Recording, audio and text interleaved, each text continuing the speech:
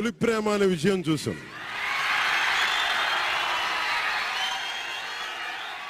ఆ తర్వాత నాకెవ్వరు నేను విజయం సాధించానని కానీ డబ్బులు వచ్చినాయని కానీ ఏ ఒక్క సినిమా విజయం చెప్పలే. నాకు నా జీవితం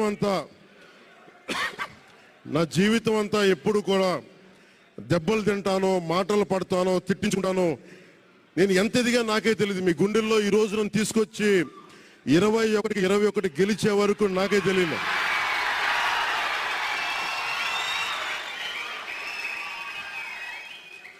భారతదేశంలో 100కి 100% కొట్టామంటే జనసేన.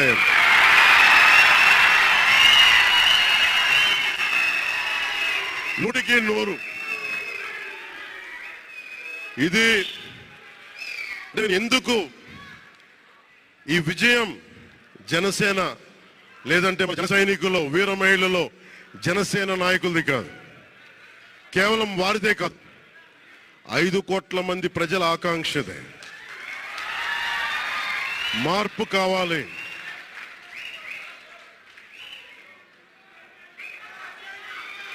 మార్పు కావాలి.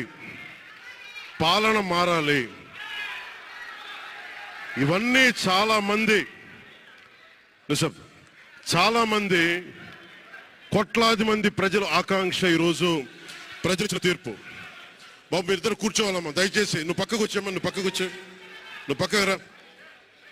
నువ్వు కొంచెం ముందుకన్నారా, మీరు కొంచెం ముందుకు రండి అమ్మా, మీరు ఒక అడుగులు ముందుకు రండి. మీరు కొంచెం ఇబ్బంది పడతాం, దయచేసి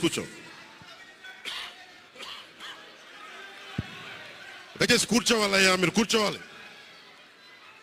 మీరు మొత్తం సభ ఆపేస్తున్నారు. మీరు సాగర్ పక్కర. ఇది మనందరికీ చాలా జాగ్రత్తగా ఉండాల్సిన సమయం. ఇది కక్ష సాధింపుల సమయం కాదు. ఇది ఆంధ్రప్రదేశ్ భవిష్యత్తుకి బలమైన పునాది వేసే సమయం. అది అన్నం పెట్టే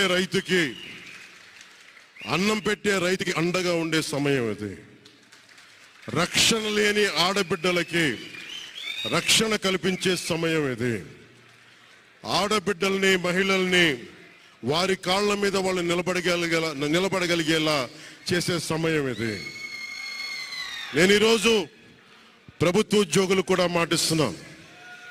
కాంట్రిబ్యూటరీ పెన్షన్ స్కీమ్ నేను చెప్పాను, నేను బాధ్యత తీసుకున్నాను, నేను మర్చిపోలా. ఏరు దాటాక తెప్ప తలిసే రకం కాదు నేను. కాంట్రిబ్యూటరీ పెన్షన్ స్కీమ్ దానికి సరి సమానంగా అది కానీ మీకు న్యాయం వచ్చేలాగా సంవత్సరం లోపు తీసుకొస్తాను అని మాట ఇచ్చాం. తీసుకొచ్చి తీరుతాం. ఆ మాట మీకు ఇస్తున్నాం. మెగా డిఎస్సి నోటిఫికేషన్ విడుదల చేయించే బాధ్యత మనం తీసుకుందాం. యువత విలవిల్లాడిపోతా ఉన్నారు, యువత నలిగిపోతా ఉన్నారు. మీ చదువులకి తగ్గ ఉద్యోగాలు కానీ, మీ స్కిల్స్ ని పెంపొందించి మీకు ఉద్యోగాలు కానీ, నేను మీకు చెప్తున్నా, నాకు చాలా పెద్ద బాధ్యత ఇచ్చారు ప్రజలు. ఈ రోజున మామూలు బాధ్యత ఇవ్వాల. గెలిచింది, పోటీ చేసింది 21, 2 పార్లమెంట్లు గెలిచింది 100కి 100%. కానీ బాధ్యత ఎంత ఉందంటే 175 సీట్లు మనమే గెలిస్తే ఎంత బాధ్యత ఉందో అంత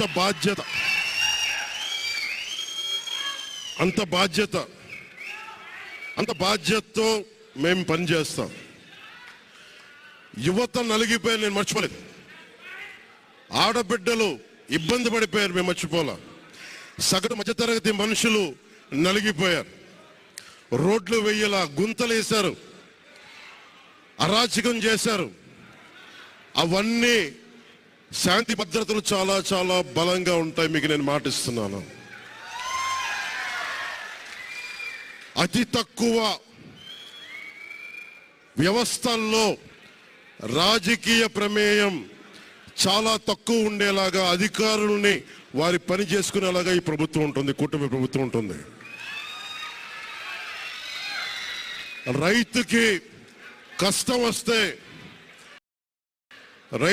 వస్తే హక్కును చేర్చుకునే ప్రభుత్వం తప్ప తిరస్కారంగా చిన్నచూపు చేసే ప్రభుత్వం అవ్వదు మనకి ఈ కూటమి ప్రభుత్వం.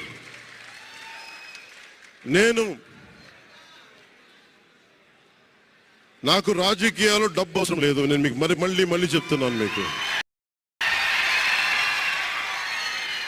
డబ్బుల కోసం, పేరు కోసం రాజకీయాల్లోకి రాలేదు. మీలా నలిగిపోతారు చూస్తారా ప్రతి ఒక్కళ్ళు. సగటు మనిషి మాకు ఎవడు ఉండేంటి,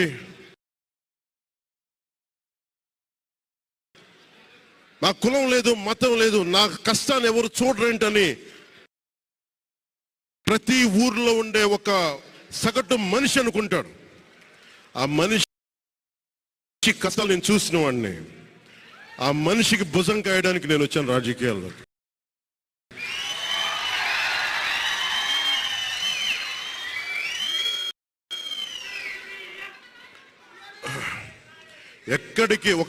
ఎక్కడికి ఓడిపోయాను 2019లో ఓడిపోతే నా మానసిక స్థితి ఎలా ఉందో ఆ రోజున, ఈరోజు గెలిచినప్పుడు కూడా నా మానసిక స్థితి అలాగే ఉంది. అంతే ధైర్యంతో ఉన్నా.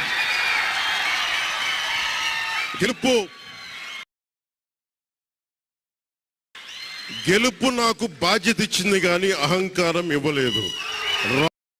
రాదు. ఇంకా భయం వేసింది. అందరూ నాకు శుభాకాంక్షలు తెలియజేస్తా ఉంటే నాకు భయం వేసింది. ఎందుకంటే ఇల్లు అలకగానే పండగ కాదు ఇది.